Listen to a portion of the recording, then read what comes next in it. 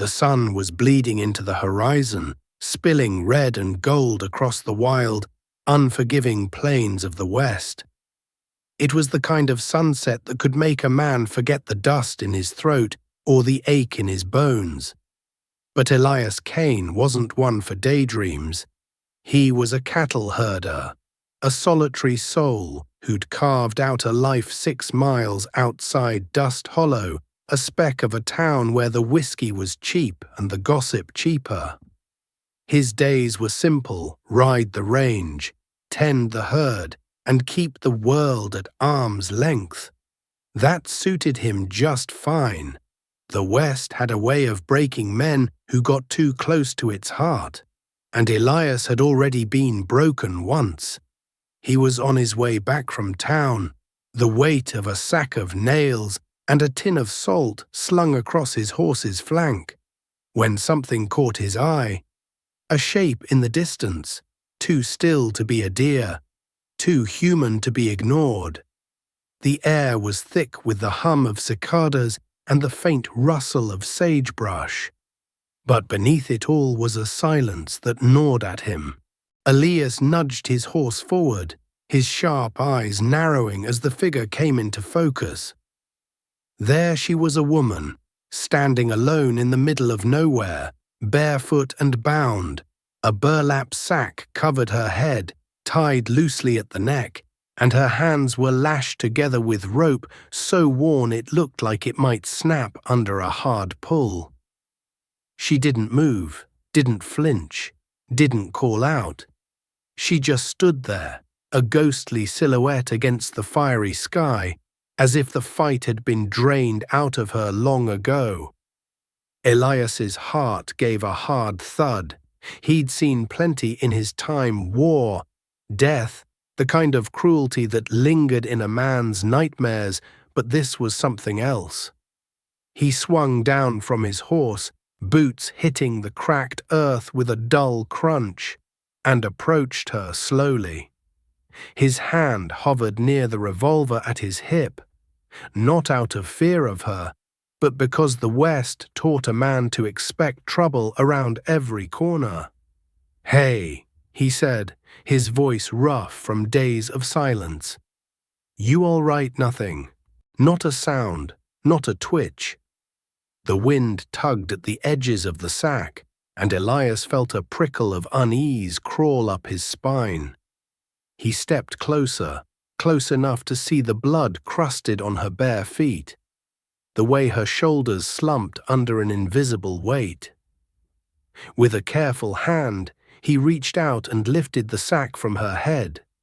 The face that stared back at him was a map of pain. Bruises stained her cheeks, dark and angry, and her lips were split, dry as the desert itself. Her hair, once maybe a rich brown, hung in tangled clumps, matted with sweat and grime. But her eyes, Lord, her eyes were something else entirely.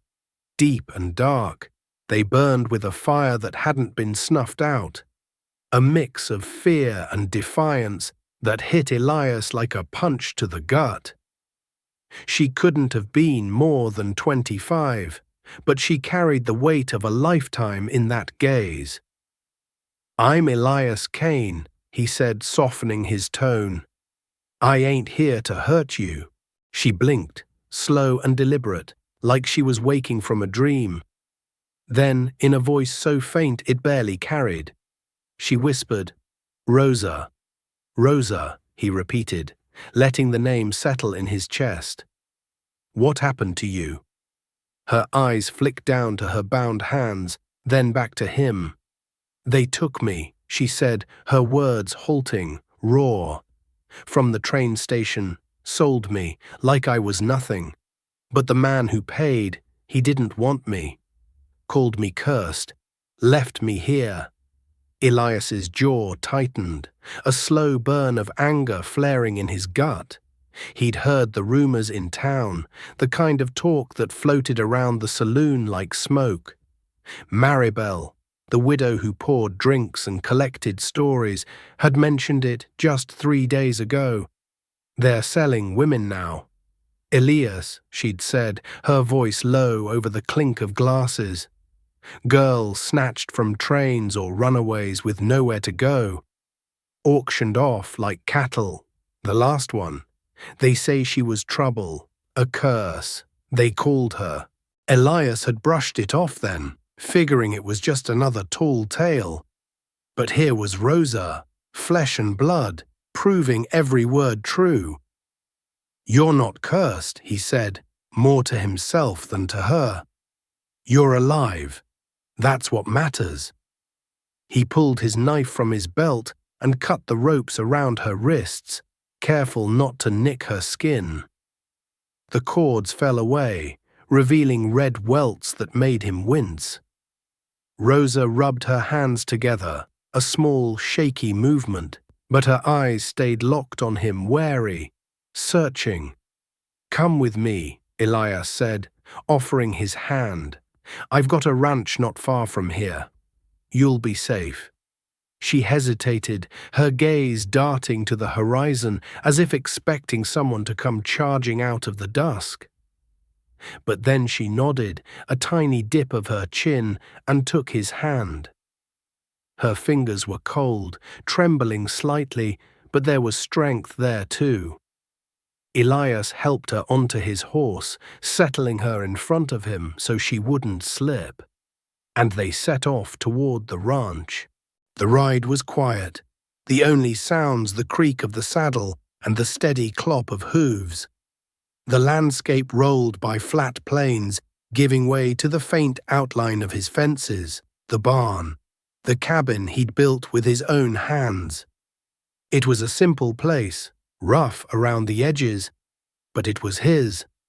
And tonight, it would be hers too. As they neared the ranch, the last sliver of sunlight vanished, leaving them in the soft glow of twilight. Elias's mind churned with questions: who had done this to her? How long had she been out there? What kind of men could treat a woman like this? But he kept them to himself. She didn't need questions now. She needed a roof, a fire, a chance to breathe. When they reached the cabin, he helped her down, steadying her as her feet touched the ground. She swayed a little, exhaustion catching up, but she straightened quickly, like she didn't want him to see her falter.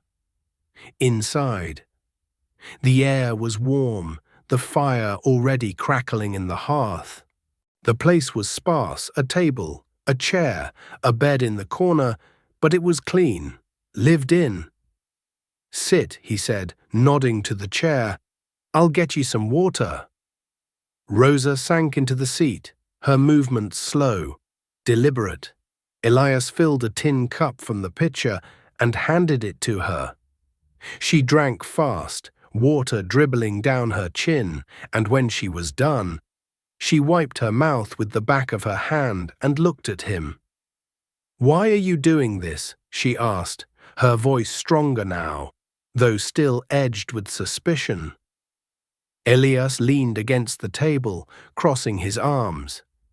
"Because it's right," he said simply. "I've seen enough wrong in this world to know the difference." She studied him, her dark eyes unreadable. Most wouldn't bother. "I'm not most," he replied, meeting her gaze. He turned to the small stove, pulling together what he could: a pot of stew, some bread he'd baked 2 days back. It wasn't much, but it'd fill her up. As he worked, he couldn't shake the image of her standing in the desert, alone and abandoned. She wasn't a curse, no matter what some fool had said. She was a fighter, even if she didn't know it yet. When the food was ready, he set a bowl in front of her and took a seat across the table. They ate in silence, the fire popping and snapping in the background. After a while, Rosa spoke again, her voice barely above a whisper. "Thank you." Elias nodded, a faint smile tugging at his lips. "Rest tonight. We'll sort out tomorrow when it comes." He pulled a quilt from the chest, his mother's, patched and faded but warm, and handed it to her. She took it with a small nod, then climbed into the bed, curling up like she hadn't slept in days. Elias settled onto a pallet by the fire, staring into the flames as the cabin grew quiet. 3 days ago, he'd ridden into Dust Hollow for nails and salt. Now, he had Rosa, a stranger with a story he didn't fully understand, but one he couldn't turn away from. As sleep tugged at him, he wondered what the morning would bring. Whatever it was, he had a feeling life at the ranch was about to change. The morning sun crept over the horizon, painting the plains in hues of amber and soft pink, as if the world were trying to wash away the darkness of the night before. Elias Kane stirred on his pallet by the fire, the faint creak of the cabin's wooden floor pulling him from a restless sleep. His eyes flicked to the bed in the corner where Rosa lay curled beneath his mother's quilt, her breathing steady but shallow. She looked smaller in the daylight, fragile almost, but those eyes of hers when they'd met his last night held a spark that told him she was anything but broken. He rose quietly, careful not to wake her, and stepped outside to the porch. The air was crisp, carrying the scent of dew-soaked grass and the distant lowing of his cattle. Elias leaned against the railing, his calloused hands gripping the wood as he thought about the woman inside. Rosa, a name that felt like it belonged to the wind, fleeting yet unforgettable. He'd meant what he said last night, helping her was right, but the weight of her presence in his solitary world was already stirring something he hadn't felt in years. Not since the war. Not since he'd buried the man he used to be and built this quiet life to keep the ghosts at bay. Back inside, Rosa stirred, her dark hair spilling across the pillow as she sat up, clutching the quilt to her chest. Her eyes darted around the cabin, taking in the simple shelves, the iron stove, the single chair pushed against the table. For a moment, she looked like a deer caught in a hunter's sights, ready to bolt. But then her gaze landed on Elias, standing in the doorway, and she relaxed, just a fraction. "Morning," he said, his voice low, steady. "You sleep all right?" She nodded, though the shadows under her eyes told a different story. "Better than I have in a while," she admitted, her voice soft but clearer than the night before. "This place, it's yours, all mine," Elias said, stepping inside and letting the door swing shut behind him. "Built it after the war. Needed somewhere the world couldn't touch." Rosa's lips twitched, not quite a smile but close. "Sounds lonely." Elias shrugged, busying himself with the stove to hide the way her words landed. "Suits me. Coffee." She nodded again, and he set about brewing a pot, the familiar routine ground in him, as the rich, earthy scent filled the cabin. Rosa rose, folding the quilt with care before smoothing her borrowed dress, an old calico number of his mother's, too big but clean. She moved with a quiet grace, like she was testing the ground beneath her, unsure if it would hold. They sat at the table, tin mugs steaming between them, and Elias watched her closely, not prying but waiting. He'd learned long ago that silence could draw out truths words couldn't. Sure enough, after a long sip, Rosa spoke. "They took me from the train station in Willow Creek," she said, her fingers tightening around the mug. "I was heading west, looking for work, a new start. You know, my pa died last winter, and there was nothing left for me back east. But the men at the station, they weren't offering jobs. They grabbed me, tied me up, and hauled me to some filthy barn. Said I'd fetch a good price. Elias's hand stilled on his mug, his knuckles whitening.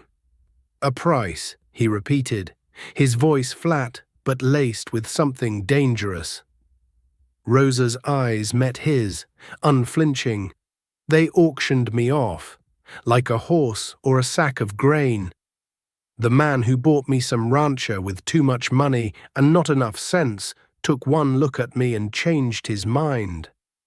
Said my eyes were wrong. Said I'd bring bad luck. So they tied that sack over my head and left me out there to die. The words hung heavy in the air, each one a stone dropped into still water. Elias felt that familiar burn in his chest, the kind that had fueled him through battles and bar fights. But he kept his face steady, letting her finish. I didn't run, she added, almost to herself. Didn't see the point. Where would I go? But then you came. Elias leaned back, his chair creaking. You're not bad luck. Rosa, those men, they're the ones cursed, not you. Her lips parted, like she wanted to argue, but instead she just looked at him, searching his face for something she couldn't name. The moment stretched, fragile and warm, until the sound of hoofbeats broke it. Elias was on his feet in an instant, moving to the window. 3 riders approached, their silhouettes sharp against the morning light. He recognized the lead man's broad shoulders and black hat, Gideon Holt, a cattle baron with a reputation as cold as the steel on his hip. The other 2 were his hired hands, men who'd sell their souls for a bottle of whiskey and a pat on the back. Stay here, Elias said, grabbing his rifle from the wall. His tone was calm, but there was an edge to it that made Rosa sit up straighter. Who are they? She asked, her voice barely above a whisper. Trouble, he replied, checking the rifle's chamber before stepping onto the porch. Gideon reined in his horse, his men fanning out behind him. The man's face was all hard lines and shadowed eyes, the kind of face that smiled when others bled. Elias Kane, he drawled, tipping his hat just enough to be mocking. Heard you picked up some stray out on the South Road. We're here to collect. Elias's grip on the rifle tightened, but his voice stayed even. She ain't a stray. Gideon, she's a guest. And you're on my land. Gideon's smile didn't reach his eyes. That girl's bought and paid for. Kane. You don't want to be stealing another man's property. She's not property, Elias said, each word clipped and deliberate. And if you think you can ride up here and take her, you're dumber than you look. One of Gideon's men snorted, but Gideon raised a hand, silencing him. Careful. Kane, you're a long way from town. Accidents happen. Elias didn't blink. Try it. The air crackled with tension, the kind that precedes a storm or a gunfight.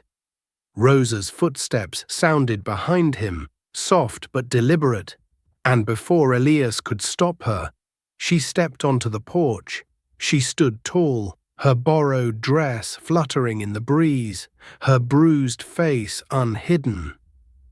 Those eyes, the ones they'd called cursed, locked onto Gideon's with a fire that made the man shift in his saddle.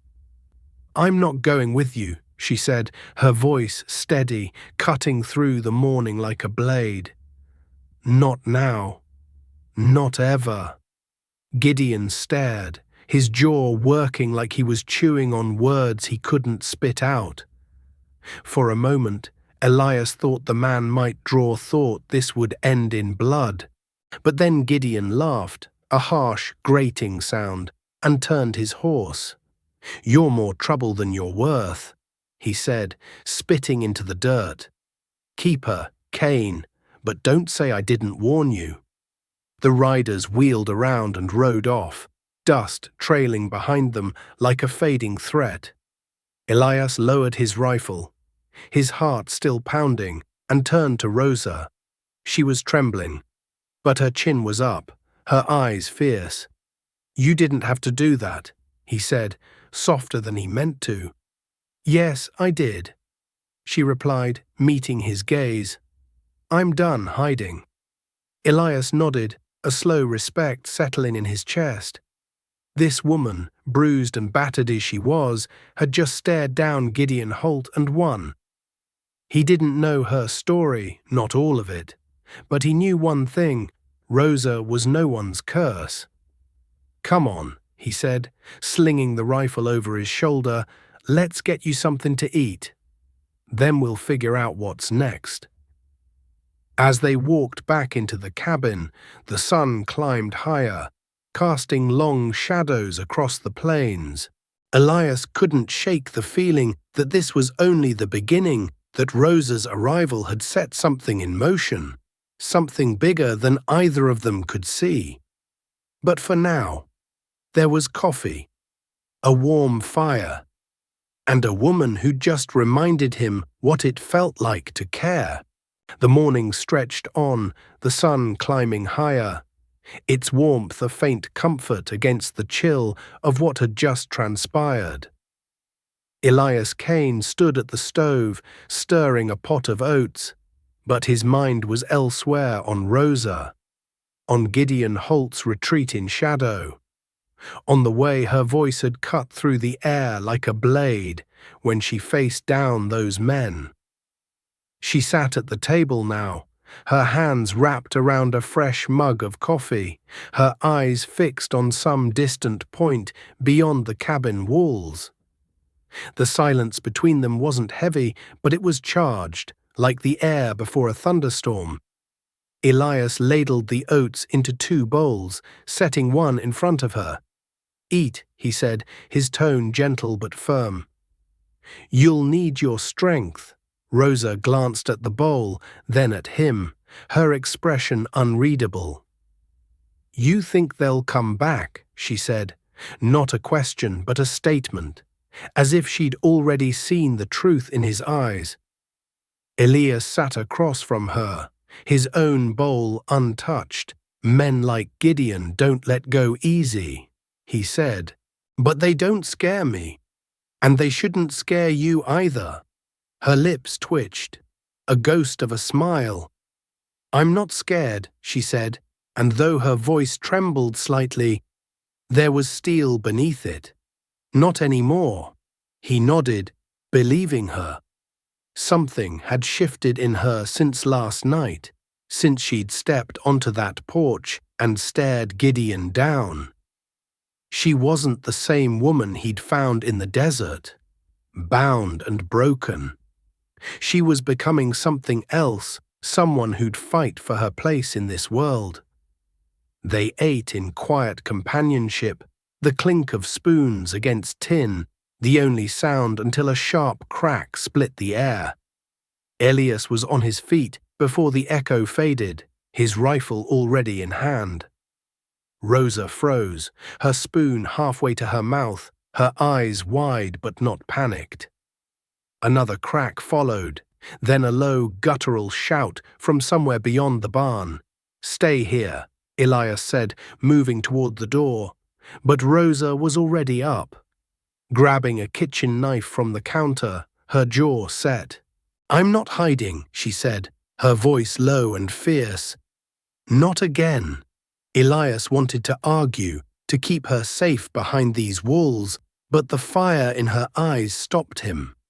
He gave a curt nod, and together they stepped onto the porch, the morning light now harsh and unforgiving. The air carried the scent of dust and something sharper gunpowder. 3 figures emerged from behind the barn, but they weren't Gideon's men. These were strangers, their clothes tattered, their faces obscured by bandanas. Outlaws, Elias thought, his grip tightening on the rifle, the kind who roamed the plains, preying on lone ranches like his. But why now and why here? Elias Kane, one of them, barked, his voice muffled but sharp. Hand over the girl, and we'll leave you breathing. Rosa stiffened beside him, her knuckles white around the knife. Elias stepped forward, shielding her slightly, his rifle raised.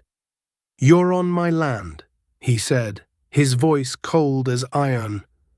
"You don't make demands here." The leader, a wiry man with a scar cutting through his brow, laughed, a sound that grated like gravel. "That girl's worth more than you know, Kane. Word's out she's marked. Bad luck follows her, but there's men willing to pay for her kind." Elias felt Rosa's breath hitch, but she didn't falter. "I'm no one's prize," she snapped, stepping out from behind him. Her voice rang clear, defiant, and for a moment, even the outlaws seemed taken aback. The leader's eyes narrowed, and he raised his pistol. "Last chance, Kane. Hand her over, or we burn this place to the ground." Time seemed to slow, the world narrowing to the glint of sunlight on the outlaw's gun, the thud of Elias's heart, the heat of Rosa's presence beside him. He'd fought in battles before, seen men fall and rise, but this felt different. This wasn't just about survival, it was about her. Before he could respond, a new sound cut through the tension, a low, rumbling growl, like thunder rolling in from the plains. The outlaws turned, their bravado faltering, as a lone rider appeared on the horizon, moving fast, dust billowed behind him. And as he drew closer, Elias recognized the broad shoulders, the black hat. Gideon Holt. But Gideon wasn't alone. Behind him rode Maribel, the saloon widow, her face set with a determination Elias had never seen. And beside her was a young girl, no older than 12, clinging to the saddle, Clara, Maribel's daughter. What in God's name were they doing here? Gideon reined in his horse, his men nowhere in sight. He raised a hand, not in threat, but in warning. "Kane," he shouted, "these fools ain't mine, but they're trouble. You want to keep that girl. You'd better be ready to fight for her." Elias's mind raced. Gideon Holt, the man who'd come to claim Rosa just hours ago, was now warning him. It didn't add up, but there was no time to question it. The outlaws were shifting, their guns still raised, their eyes darting between Elias and the new arrivals. "Rosa," Elias said, his voice low but urgent, "get inside. Now." She shook her head, her grip on the knife unwavering. "I'm staying." The leader of the outlaws spat into the dirt, his patience gone. "Enough talk," he roared and fired. The shot went wide, kicking up dust near the porch, but it was the spark that lit the fuse. Elias dropped to one knee, his rifle barking as he returned fire. The outlaws scattered, taking cover behind the barn, their bullets splintering the wood of the cabin. Rosa ducked low, her knife still clutched tight, her eyes scanning for an opening. Gideon charged forward, his horse thundering across the yard, drawing the outlaws' fire. Maribel and Clara stayed back, but Maribel's voice carried over the chaos, sharp and commanding. "Elias, they're after her for the bounty. Someone's spreading lies about her, a bounty." Elias's blood ran cold. Rosa wasn't just a victim of chance, she was a target. But why and who? He fired again, clipping one of the outlaws in the shoulder. The man screamed, stumbling back, but his companions kept coming, their bullets tearing through the air. Rosa moved fast, darting to the side of the porch and hurling a rock at one of the men. It caught him square in the chest, staggering him, and Elias couldn't help but admire her nerve. Gideon, still mounted, drew his revolver and took down another outlaw with a single shot. The man crumpled, and for a moment the tide seemed to turn, but then the leader surged forward, his pistol aimed not at Elias, but at Rosa. No, Elias shouted, lunging to shield her. He tackled her to the ground, the bullet whistling past his ear, grazing the brim of his hat. They hit the dirt hard, his body covering hers, his heart pounding so loud he could barely hear the gunfire. Rosa's breath was hot against his cheek, her eyes wide but fierce. "I'm not dying today," she whispered, and before he could stop her, she rolled out from under him, the knife flashing in her hand. She threw it with a precision that stunned him, catching the leader in the thigh. He howled, dropping his gun, and Elias seized the moment, scrambling to his feet and finishing the fight with a final shot. The yard fell silent, the air thick with dust and the acrid tang of gunpowder. The outlaws were down 2 dead, 1 wounded and groaning. Gideon dismounted, his face grim as he surveyed the scene. Maribel and Clara rode up, the girl's eyes wide with fear, but her mother's expression unyielding.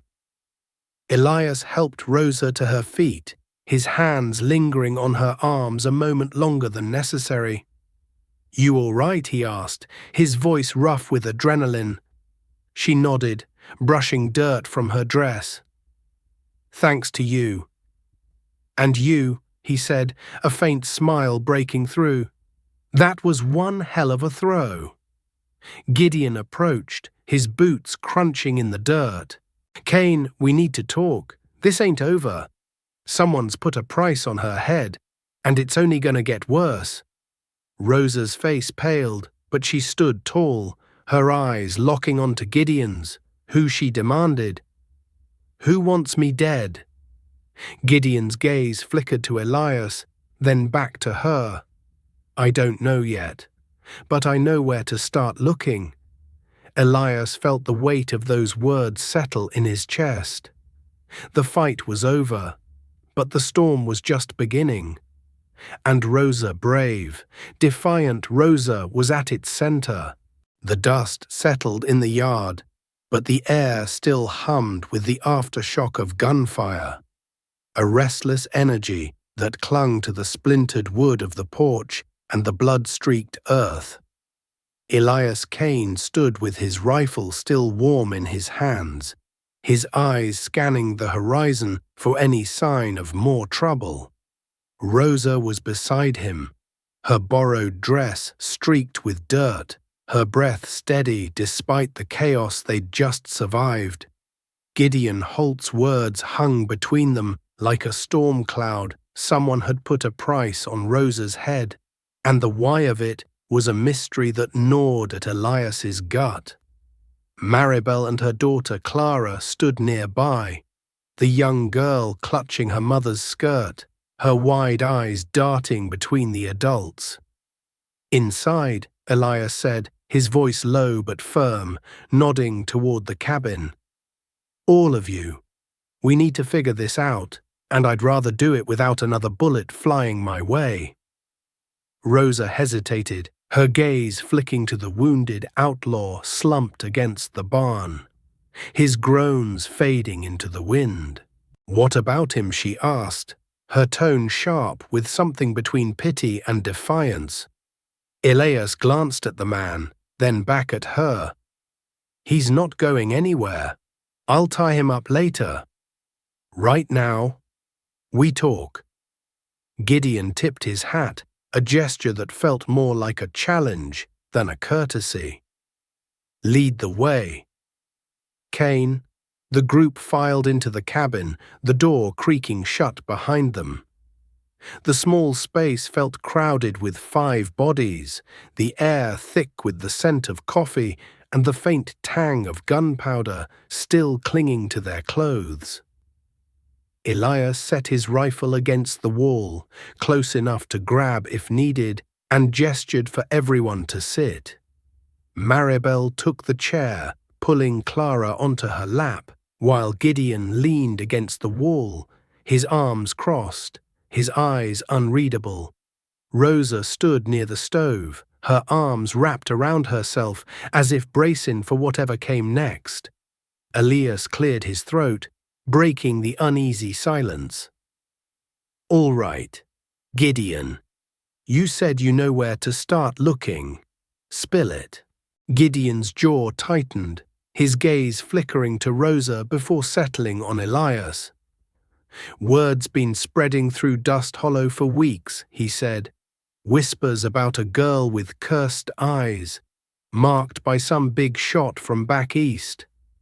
They say she's got a past that makes men nervous, something about a fire, a family gone, bad luck trailing her like a shadow.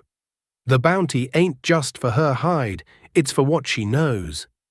Rosa's face went pale, her hands dropping to her sides.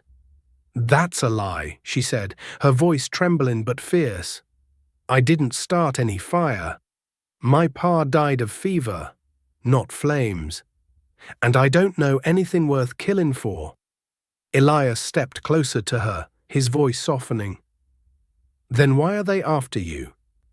"Rosa, what's got them so spooked?"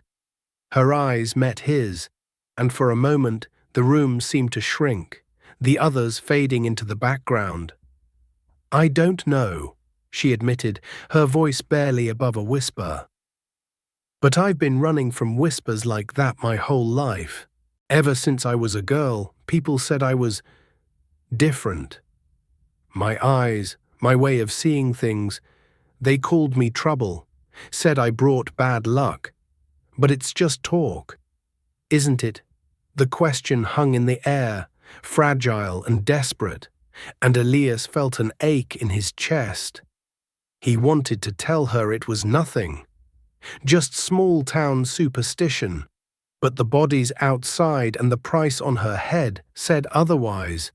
Before he could respond, Clara piped up, her small voice cutting through the tension like a bell. "I think your eyes are pretty," she said, her cheeks flushing as she looked at Rosa. Like the sky before a storm. The room froze, and then, to everyone's surprise, Rosa laughed a soft, genuine sound that seemed to lighten the air. "Thank you, Clara," she said, her smile small but real. "That's the nicest thing anyone's said to me in a long time." Maribel squeezed her daughter's shoulder, her own lips twitching into a smile. "She's got a knack for saying what's true," she said, her voice warm but edged with weariness. "But Gideon's right, Elias. There's more to this. I heard them talking at the saloon, men from out of town, not locals. They're looking for her, and they're not the kind to give up." Elias rubbed a hand over his jaw, his mind racing. "So we've got outlaws, a bounty, and some mystery man pulling strings from God knows where. And you," he said, turning to Gideon, "you're suddenly on our side. Forgive me if I'm a little skeptical." Gideon's smirk was all teeth. "I ain't on anyone's side, Kane, but I don't like being played for a fool. Those men out there, they weren't working for me. Someone else sent them, and I don't take kindly to being cut out of my own game." Rosa's eyes narrowed. "Your game? You were ready to drag me off this morning." Gideon shrugged, unapologetic. "Business is business. But now this is personal." The room fell silent again, the weight of his words settling like dust. Elias didn't trust Gideon, never had, but the man's presence here, fighting alongside them, was a puzzle he couldn't quite solve. And then there was Rosa, standing in the middle of it all, her strength shining through the cracks of her fear, trying to lighten the mood. Elias clapped his hands together, the sound sharper than he intended. "Well, ain't this a fine mess? We've got a bounty hunter convention outside, a cattle baron playing hero, and a little girl stealing the show with compliments. Anyone else got a surprise for me?" Clara giggled, and even Maribel's stern expression softened. But Rosa's gaze stayed on Elias, and when she spoke, her voice was quiet but firm. "I don't want to bring trouble to your door. Elias, if I need to leave, no." He cut her off, sharper than he meant to. He softened his tone, stepping closer. "You're not going anywhere. Not until we figure this out. You hear me?" Her eyes searched his, and for a moment, the air between them crackled with something unspoken. It was awkward, the way their gazes locked, the way his hand hovered near hers without touching. Maribel cleared her throat, a knowing glint in her eye, and Elias stepped back, his face warming. "All right," he said, rubbing the back of his neck. "Maribel, you and Clara stay here tonight. It's safer. Gideon, you're welcome to the barn if you're sticking around." Gideon raised an eyebrow, his smirk returning. "The barn generous of you. Kane, I'll pass. Got my own place to keep an eye on, but I'll be back. This ain't over." As Gideon tipped his hat and strode out, Elias turned to Maribel. "You know more than you're saying," he said, keeping his voice low so Clara wouldn't hear. "What's the talk in town?" Maribel sighed, brushing a strand of hair from Clara's face. "There's a man in Dust Hollow. Showed up a week ago. Calls himself Mr. Vance. Fancy suit. City talk. He's the one stirring up the stories about Rosa. Says she's got something he wants, something dangerous. I don't know what, but he's paying good money to anyone who'll listen." Elias's blood ran cold. A name, at last. Mr. Vance, whoever he was the key to this mess and the reason Rosa was running for her life. Rosa's voice broke through his thoughts, steady but laced with urgency. "I've never heard of a Mr. Vance," she said, "but if he's after me, I want to know why. And I want to face him." Elias met her gaze, seeing the fire there, the same fire that had thrown a knife with deadly precision. "Then we'll find him," he said, "together." As the sun dipped lower, casting long shadows through the cabin windows, Elias felt the weight of what lay ahead. Trouble was coming, maybe more than he could handle. But with Rosa by his side, her strength matching his own, he wasn't backing down. And maybe, just maybe, there was something worth fighting for beyond the ranch, beyond the life he'd built alone. The cabin glowed softly in the fading light, the sun's last rays slipping through the windows to dance across the worn wooden floor. Elias Kane stood by the door, his silhouette framed against the twilight, his mind still reeling from the name Maribel had dropped, Mr. Vance, the shadowy figure behind the bounty on Rosa's head. The air inside was thick with the weight of unspoken questions. But there was something else too, a current running between him and Rosa that hadn't been there before. She stood near the stove, her hands busy folding the quilt, but her eyes kept finding his, lingering just a moment too long. Maribel and Clara had settled in the corner, the young girl already dozing on a pallet Elias had made up, her soft snores a quiet counterpoint to the tension in the room. Maribel caught Elias's eye and gave a small nod, as if to say she'd keep watch, then turned her attention to her daughter. It was a subtle cue, one that left Elias and Rosa alone in their shared silence. The space between them charged with something new and unspoken. "You should rest," Elias said, his voice low, breaking the quiet as he stepped closer to the table. "Been a hell of a day." Rosa set the quilt down, her movements slow, deliberate. "I don't think I could sleep," she admitted, her voice soft but steady. "Not with all this, not knowing who's out there, or why." She paused, her fingers brushing the edge of the table, then looked up at him. "But I'm not afraid. Not with you here." Her words hit him like a warm breeze, stirring something deep in his chest. He'd spent years keeping the world at arm's length, his heart guarded by the scars of war and loss. But Rosa, she was slipping past those walls, her strength and vulnerability weaving a spell he didn't want to break. He took a step closer, close enough to catch the faint scent of sagebrush and soap on her skin, the calico dress clinging softly to her frame. "You don't have to face this alone," he said, his voice rougher than he intended. "Not anymore." Her eyes searched his, dark and deep, and for a moment, the world outside the cabin, the bounty, the danger, the mysterious Mr.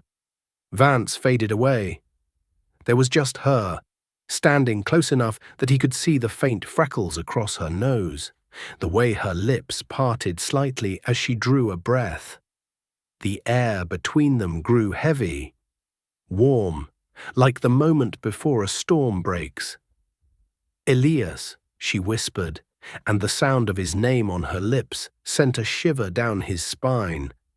"Why are you doing this, helping me, risking everything? You don't even know me." He reached out, his hand hovering near her arm, hesitant but drawn to her.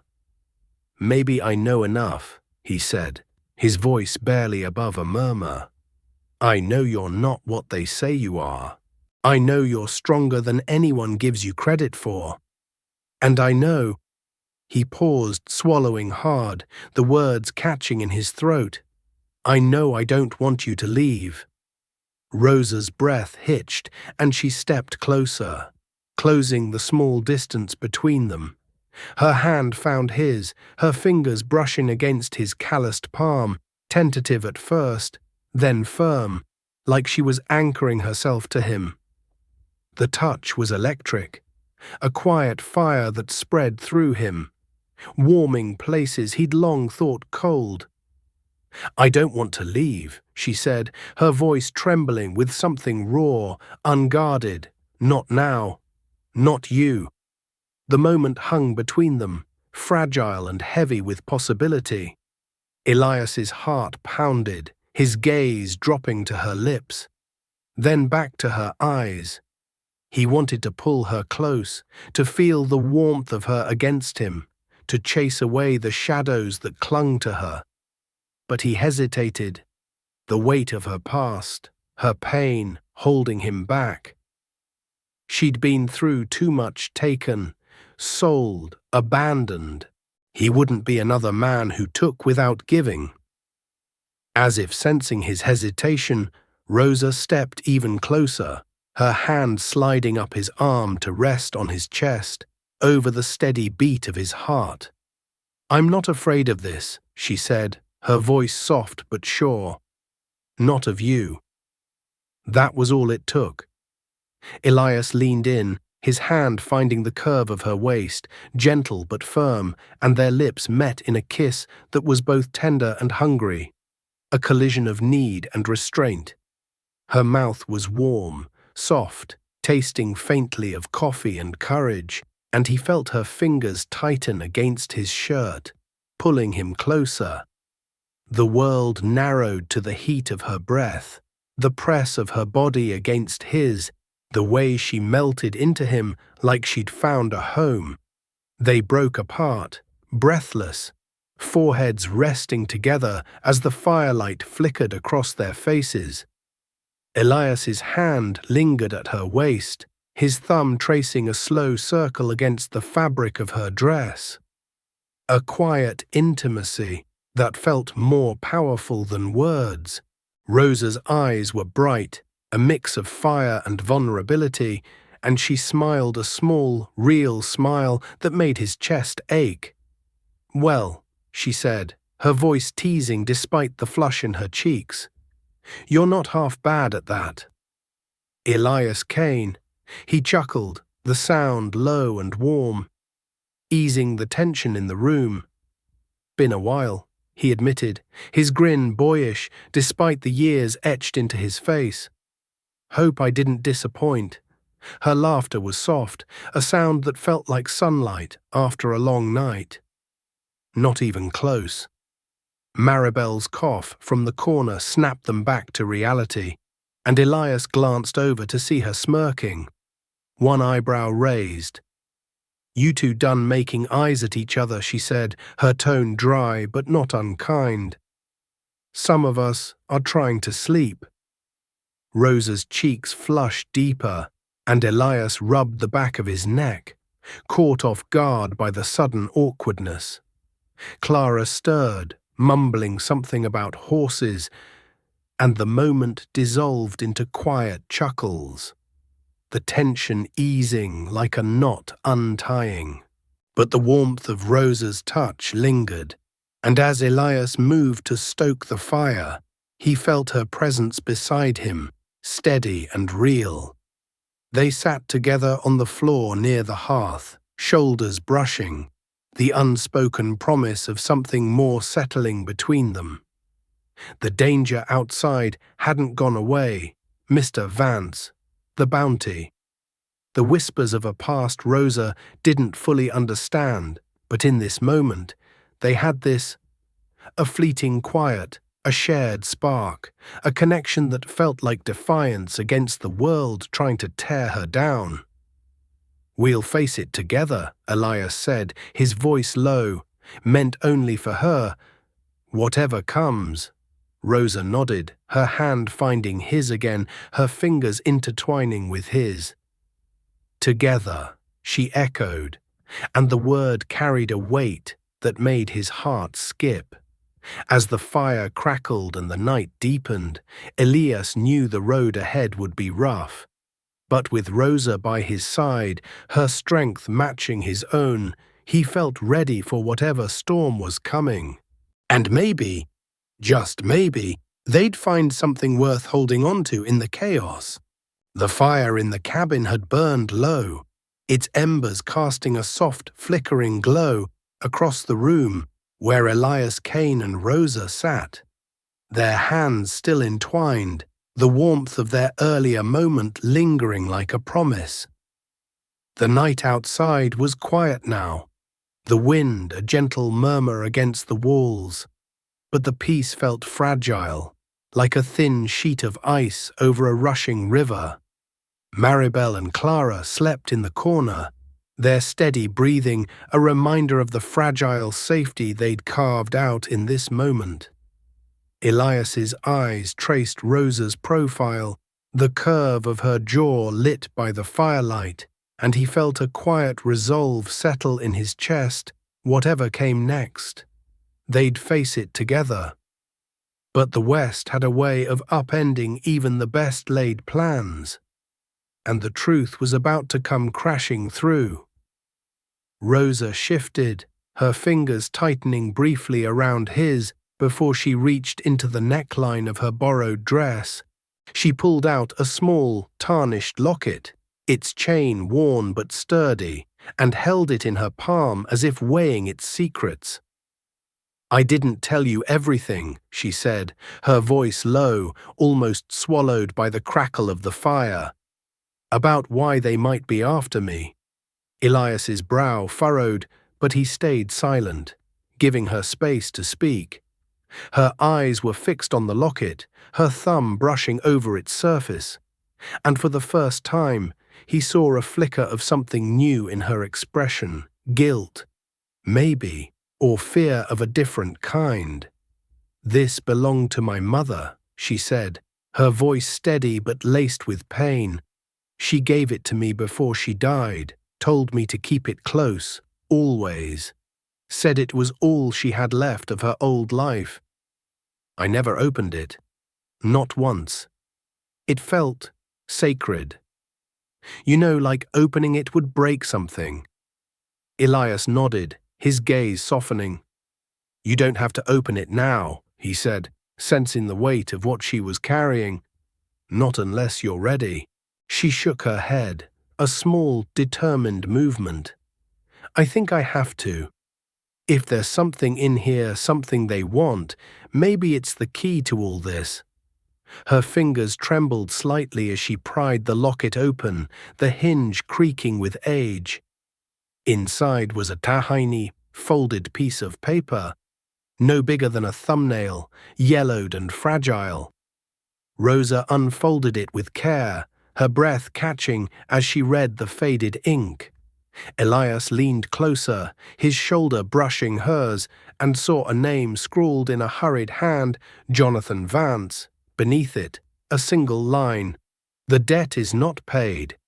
Vance, Elias said, his voice sharp, the name cutting through the quiet like a gunshot. Mr. Vance, the man Maribel mentioned.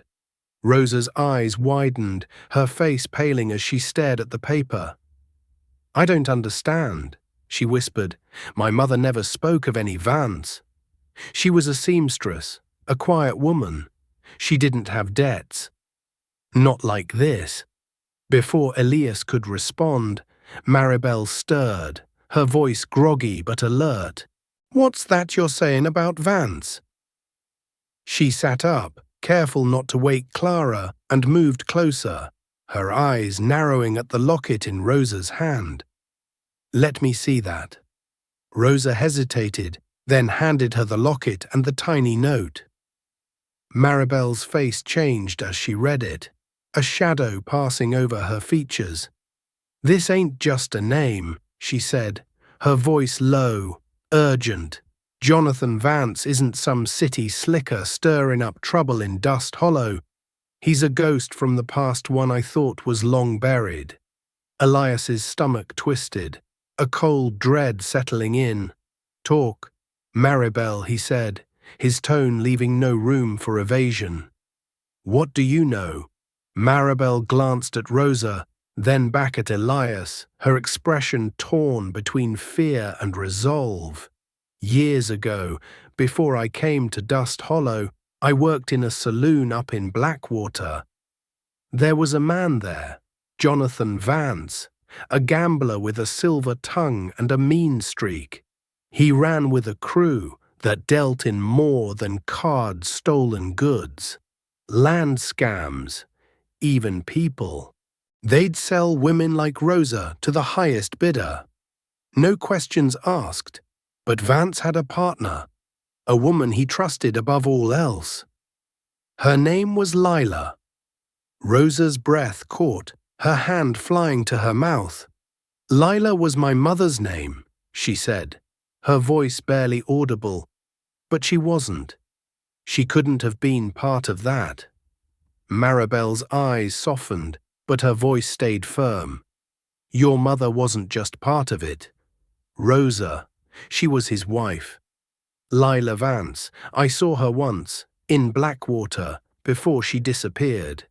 She had eyes like yours, stormy, unforgettable. Word was, she turned on him, took something valuable and ran, something he'd killed to get back.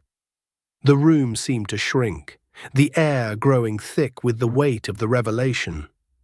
Rosa shook her head, her hands trembling as she clutched the locket. No, she said, her voice breaking. My mother was kind, gentle.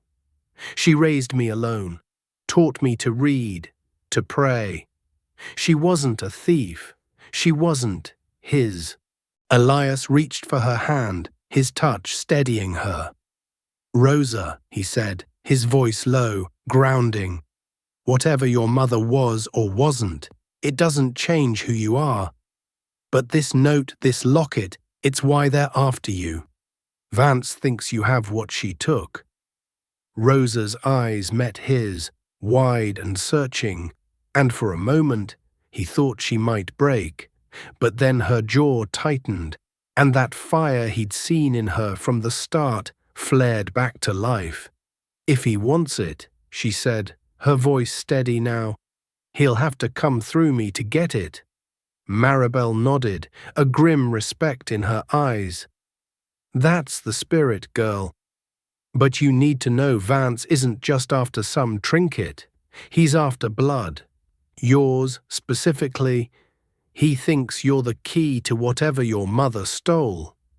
And he won't stop until he's got it."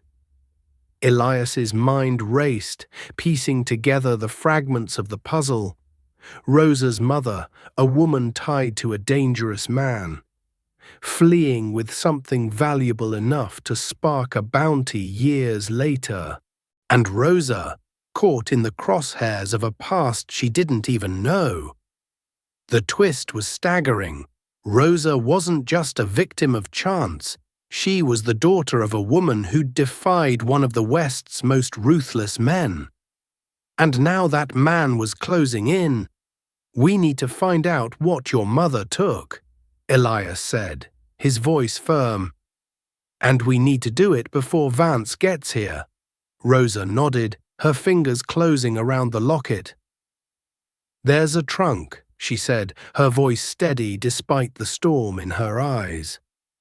"At the train station in Willow Creek. I left it there when they took me. It's got everything my mother left me, letters. Maybe something else.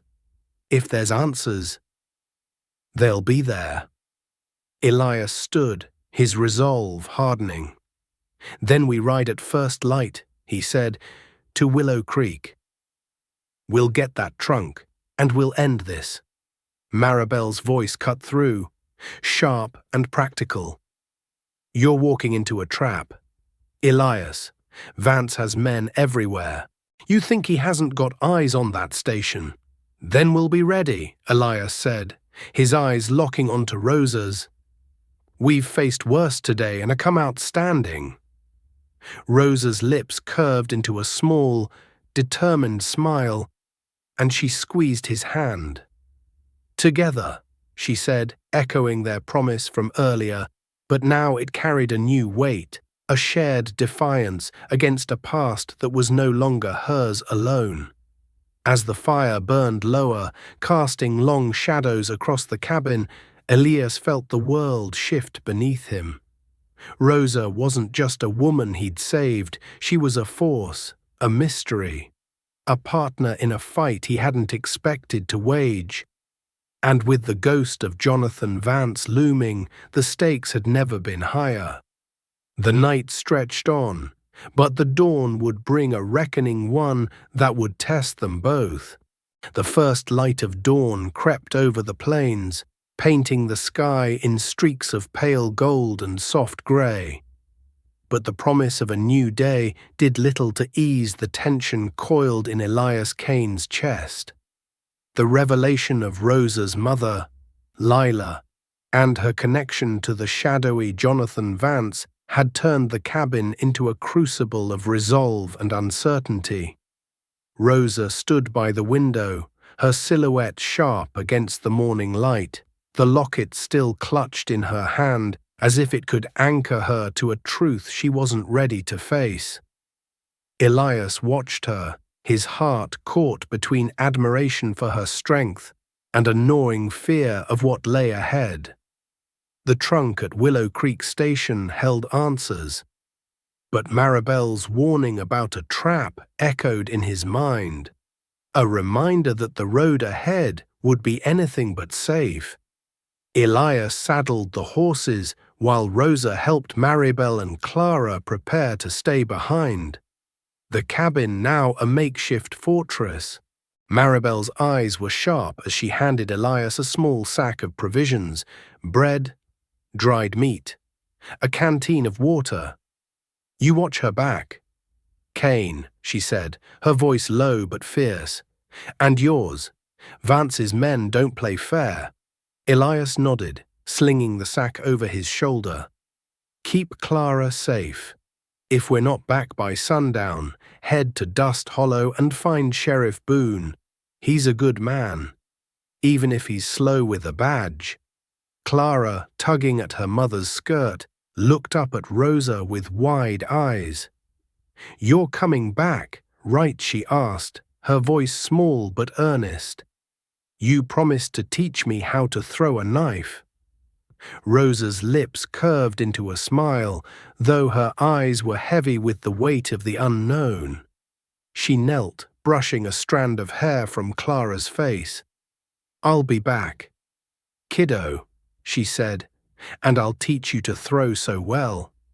You'll scare the pants off any outlaw who comes near you." Clara giggled, but the moment was cut short by the creak of the porch door.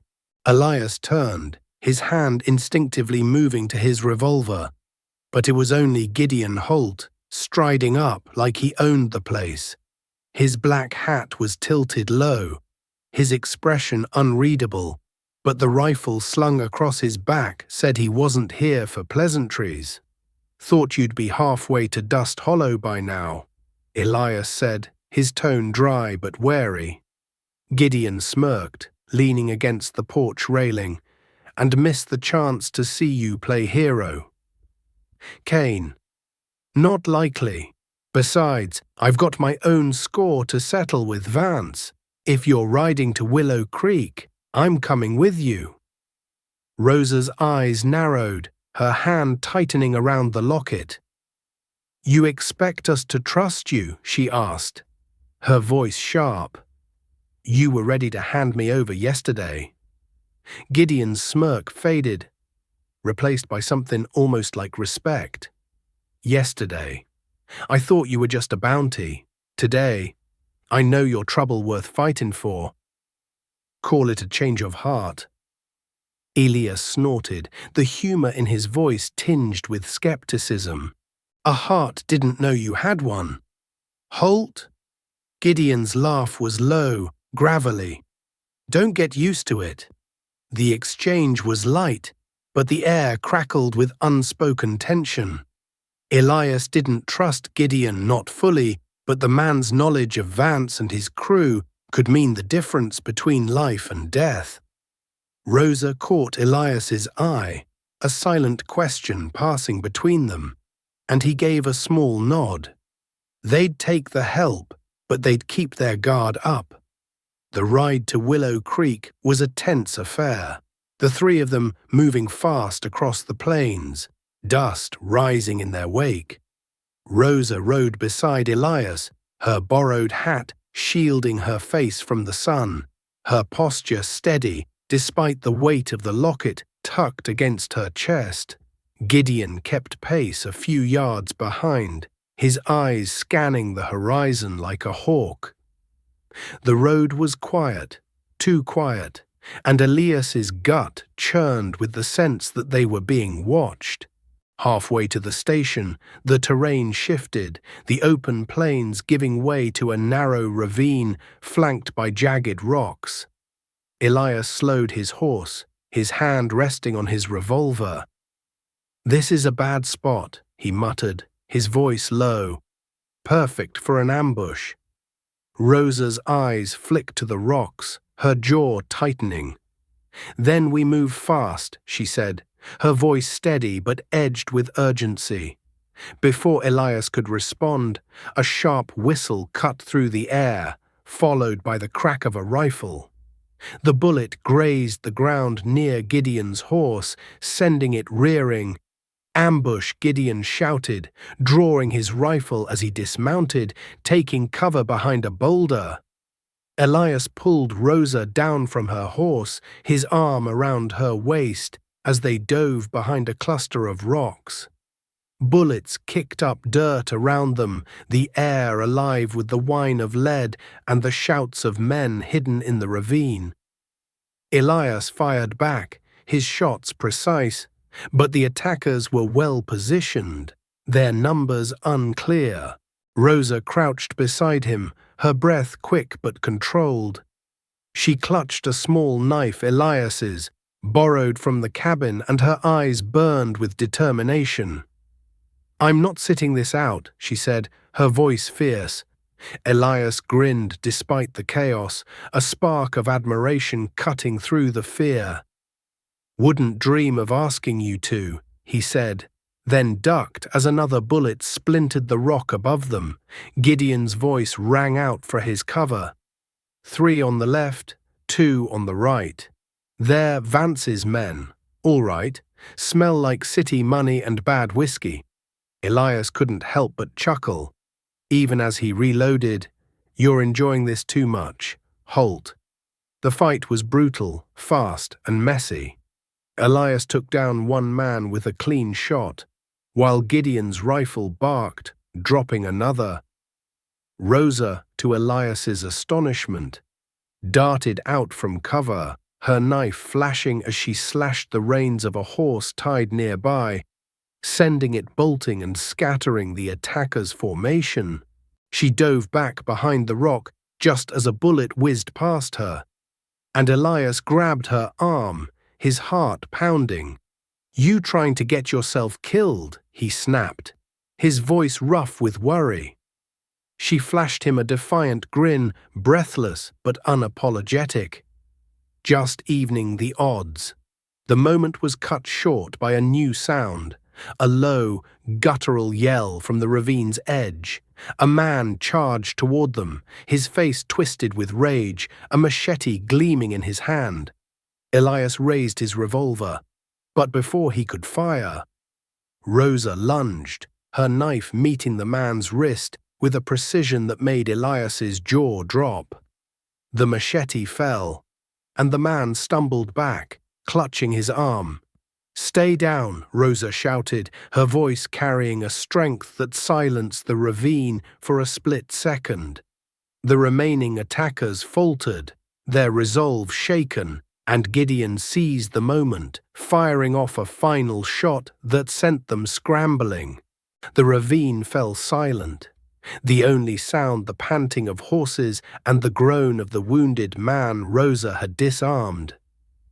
Elias helped Rosa to her feet, his hands lingering on her arms, his eyes searching hers for any sign of injury. "You're something else," he said, his voice low, a mix of awe and relief. She brushed a strand of hair from her face, her cheeks flushed from the fight.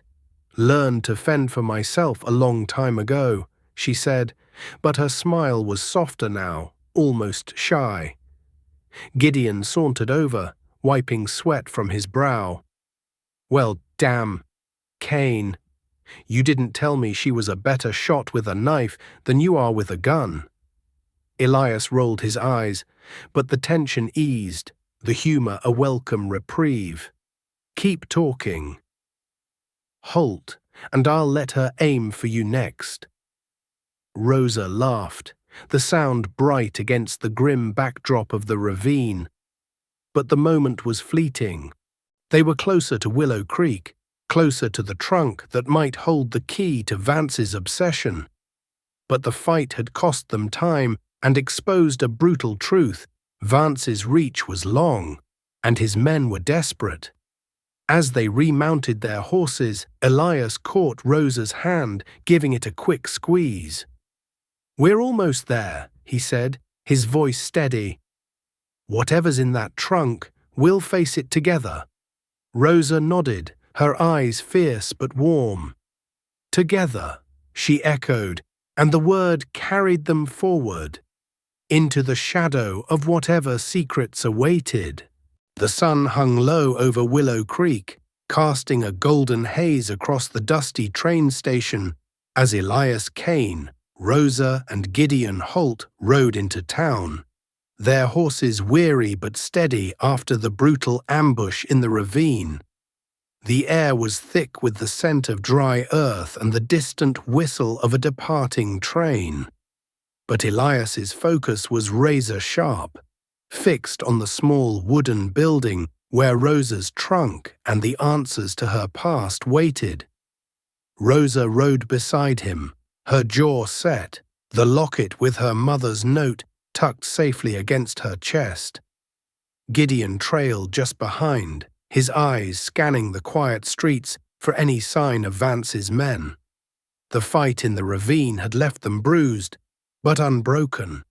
And now, with the station in sight, the weight of what they might find pressed heavily on them all. Elias dismounted first, tying his horse to a post and helping Rosa down, his hand lingering on hers a moment longer than necessary. Her eyes met his, fierce yet softened by the trust that had grown between them, and he gave her a small nod. "Let's get that trunk," he said, his voice steady despite the pulse of adrenaline in his veins. The station was nearly deserted, the platform empty save for a lone clerk sorting packages behind a counter. Rosa led the way, her steps quick but cautious, and pointed to a corner where a battered trunk sat, its leather straps frayed but intact. "That's it," she said, her voice low, as if speaking too loudly might summon the ghosts of her past. Gideon stood watch by the door, his rifle at the ready, while Elias helped Rosa drag the trunk to a quiet corner of the station.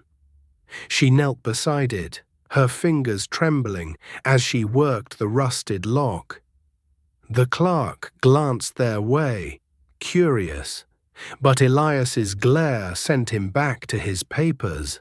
The lock gave way with a soft click, and Rosa lifted the lid, revealing a collection of faded letters, a few worn dresses, and a small, leather-bound journal tied with a ribbon.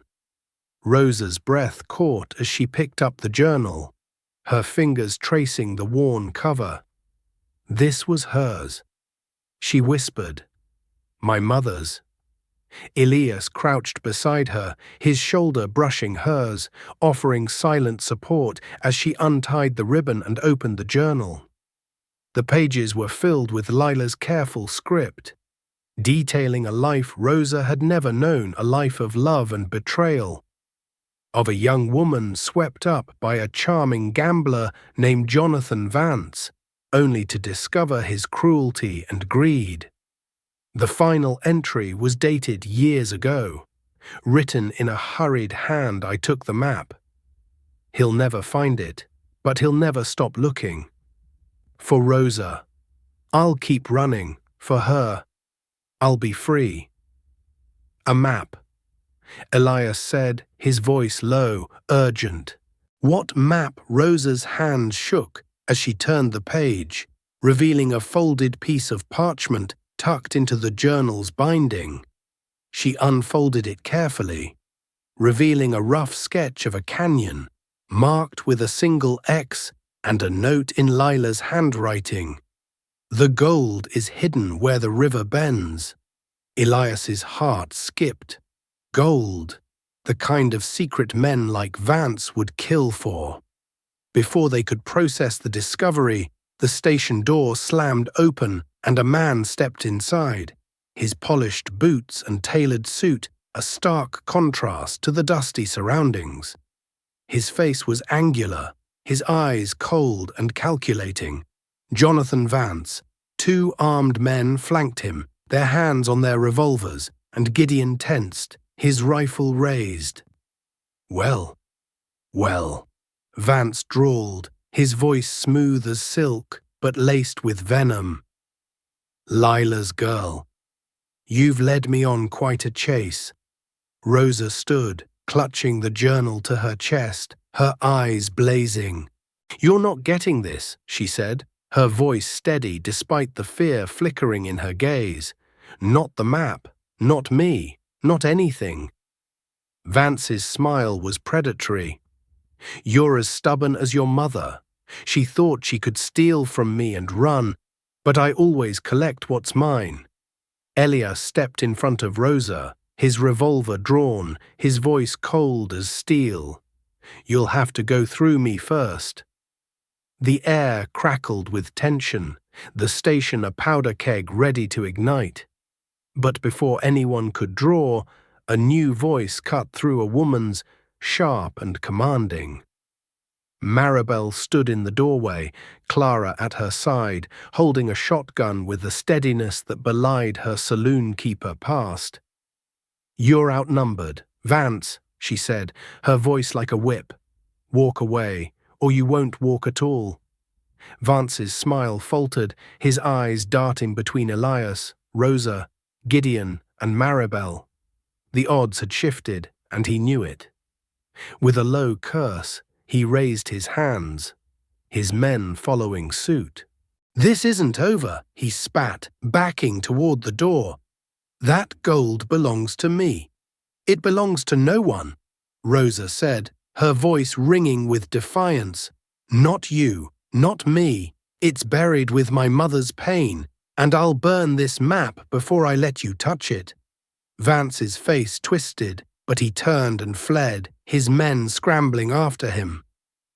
The station fell silent, the weight of the moment settling over them like dust after a storm. Elias lowered his revolver, his eyes never leaving Rosa, who stood tall, the journal still clutched in her hands. They rode back to the ranch under a sky streaked with pink and gold, the map and journal safely tucked away.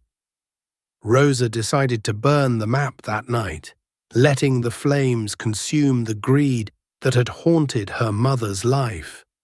As the fire crackled, she leaned against Elias, her head resting on his shoulder, and he felt the weight of their shared journey settle into something deeper, something lasting.